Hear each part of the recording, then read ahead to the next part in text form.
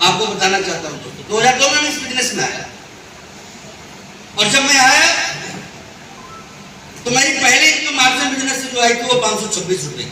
कितने की थी? 526। मेरे घर में कोई भी व्यक्ति शुरुआती दिनों में तैयार नहीं था इस बात के लिए कि मैं आरसीएम करूं। वजह एक ही था कि नेटवर्क मार्केटिंग को दूर दूर तक कोई जानता नहीं और कोई चीज जब आप समझे हुए होते हैं और आपके लोग समझे हुए नहीं होते हैं तो आपके लिए उस काम को कर पाना बड़ा मुश्किल होता है। देखिए मेरे परिवार में मेरे पिताजी नौकरी में, पिताजी के पिताजी यानी कि दादाजी भी नौकरी में और हम सारे लोग नौकरी की बात करते थे, पढ़ाई करते थे और अचानक से डिसीजन चेंज।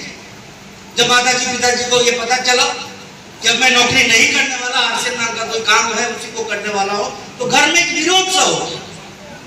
हालांकि कुछ ही दिनों की बात रही, लंबे टाइम तक ये नहीं रहा कि मेरे जिद के आगे, जुनून के आगे सबको झुकना पड़ा, सबको एग्री होना पड़ा। और मैं तो एक ही चीज जानता हूँ, जो आदमी परिवार को एग्री ना करा पाए वो दुनिया को कैसे एग्री करा पाए। मैंने मेरे पापा को बस एक ही कमिटमेंट किया था और वो ये था कि एक शानदार जिंदगी मैं मेरे खुद को भी देने वाला हूँ और आपको भी देने वाला हूँ। और ऐसा करके मैंने इस बिजनेस में काम की शुरुआत करी। शुरुआत आसान नहीं थी दोस्तों, मैं आपको बताना चाहता हूँ। मैं बड़ा एक्साइटेड था इस बिजनेस के प्लान को देखने के बाद और ज्वाइन करने के बाद।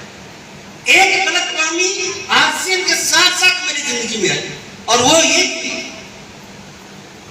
कि जितना आसानी से मैंने इस बिजनेस को समझ लिया था शायद पूरा हिंदुस्तान को उतनी आसानी से समझ लिया, लेकिन करते कि काम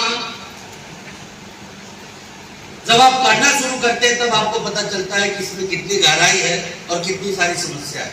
बड़ी अजीब अजीब सी चीजें मेरी जिंदगी में होने लग गई, जिसमें पहला काम तो यही था कि समझाने में जाता था लोगों को और लोग मुझे समझाते थे। हैरान मैं जाता था लोगों को बताने कि कैसे आप करोड़पति बन जाइएगा और लोग मुझे ये समझा देते थे कि कैसे तू भिखारी बन। आपके साथ ऐसा होता है? यदि होता है मतलब आप आरसीएम करना शुरू करते हैं। लेकिन फिर भी इस बिजनेस को करना शुरू किया। पहले महीने 526 रुपए, दूसरे महीने 668 रुपए और तीसरे महीने की इनकम आई थी मेरी वो 7300 रुपए की थी। और ये मैं आज की बात कर रहा हूँ, ये मैं आज की बात नहीं कर रहा हूँ, ये मैं तब की बात कर रहा हूँ जब मेरे पिताजी की सैलरी 6500 रुपए। 24 साल काम करने के बाद उनकी सैलरी कितनी? 2002 की बात कर रहा हूं दोस्तों। और उस टाइम 3 महीने के दरमियान ही मेरी इनकम जो आई वो 7300 की। चेक आता था उस टाइम, मेरे पास भी चेक आया था, एक्सिस बैंक लिखा हुआ था उसके ऊपर और कंपनी ने बाय रजिस्टर वो चीज मेरे पास चेक भेजा था मेरे पास में। मैं मेरे पिताजी के पास वो चेक लेके गया। चेक उन्होंने कभी देखा नहीं था, लेकिन अमाउंट देखने के बाद वो पूछे क्या है ये? मैंने कहा कि आरसीएम से पैसा है। देख के मुस्कुराए और एक ही चीज पूछी, हमेशा है? देखिए एक बड़ी बात है दोस्तों, एक पेरेंट्स के लिए, एक फादर के लिए, वो भी इस चीज को समझ रहे थे कि 24 साल मुझे हो गए नौकरी करते हुए और सैलरी कितनी पहुंचा पाए हो और तीसरे महीने में कितनी आ गई मेरी? 7300 रुपए की। उन्होंने बस एक ही लाइन में पूछा मेरे से, हमेशा आएगा? मैंने बड़े जोश के साथ बोला जब भी आएगा इससे बढ़ के आएगा। और उस दिन के बाद घर से मिलने वाले सारे चैलेंज, कोई उसके बाद लाल झंडे मेरे घर में किसी कोई दिखाने वाला नहीं आया। लेकिन कहते हैं कि समय पे चीजों को आप सीख जाते हैं तो बड़ा आसान होता है, नहीं तो आगे चल के सीखना बड़ा मुश्किल हो जाता है।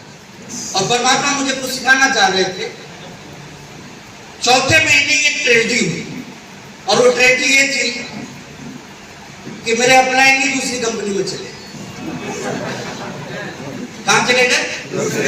और गए तो गए, मेरे डाउनलाइन को भी साथ में ले गए। अच्छा ऐसा आपके साथ हो तो क्या करेंगे? चौथे महीने की जो इनकम आई थी उस महीने चेक नहीं आया, स्टेटमेंट आया जिसपे अमाउंट था 244 रुपए। कहां से कहां? कहाँ पहुंचे? बिजनेस छोड़ने के लिए काफी है कि नहीं है या नहीं है? पिताजी ने पूछा इस बार वाला, मैंने कहा कि आया। गनीमत रही कि उन्होंने ये नहीं पूछा तो कितना है। मैं बैठ के सोचने लगा, परेशान होने लगा और अपने दिमाग पे जोर डालने लगा कि आखिर अब क्या करूं। क्योंकि नेटवर्क मार्केटिंग की बहुत ज्यादा नॉलेज नहीं थी। फिर अपने आप को तैयार किया कि नहीं, करना तो इसी काम को, आगे तो इसी काम से बढ़ना है और सपने इसी काम के माध्यम से पूरे करने हैं। और तब एक बड़ी तैयारी के साथ इस फील्ड में उतरा दोस्तों। और आपको बता देना चाहता हूँ 2002 में इस बिजनेस की शुरुआत करी। 2004-5 का जो फाइनेंशियल ईयर था, 2004 लास्ट आते आते दिसंबर 2004 में मैं आपसे बात करना चाहता हूँ। मेरे पास में एक इनकम आई थी जिसकी अमाउंट थी 1,04,000 रुपए।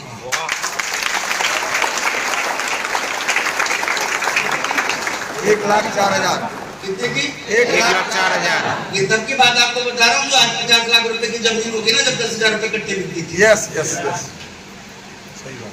इतना ही नहीं, उसी टाइम से अपने खुद की एयर कंडीशन 4 व्हीलर को मेंटेन कर रहा हूँ। उसके बाद यदि मैं बात करूं 2007-8 का फाइनेंशियल ईयर आते आते मैं आरसीएम बिजनेस का सबसे युवा करोड़पति बन चुका।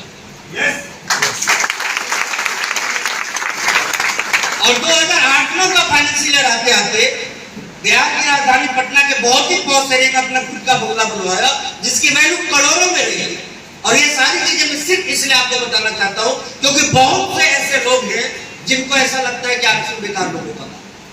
जब वो किसी को साइकिल पे घूमते हुए देखते हैं ना, उनको गलतफहमी हो जाती है कि आरसीएम हमारे लिए नहीं, किसके लिए है? गरीबों के लिए। मैं आपको बता देना चाहता हूं आरसीएम गरीबों के लिए भी है, अमीरों के लिए भी है, जो आगे बढ़ चुके हैं उनके लिए भी है और जो आगे बढ़ना चाहते हैं उनके लिए भी है। ये चीज दिमाग में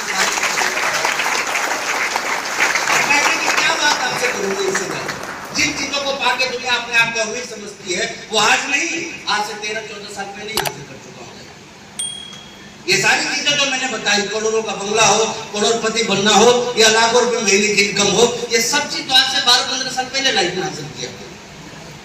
और इसके बाद के दिन मैं आपसे बात करूं तो वर्तमान में आरसीएम बिजनेस में एक लेवल होता है सफाई का, आप जानते होंगे इसको। जानते हैं? नहीं जानते हैं तो आप आरसीएम का मार्केटिंग प्लान को जब देखेंगे आपको पता चलेगा। मैं मेरे खुद को बड़ा किस्मत वाला मानता हूं और मुझे खुशी है कि आप लोगों को रिप्रेजेंट करता हूं। और इस नाते मैं आपको बता दूं आरसीएम पार्ट 2 का इकलौता फाइनल सफायर अभी आपके सामने खड़ा है।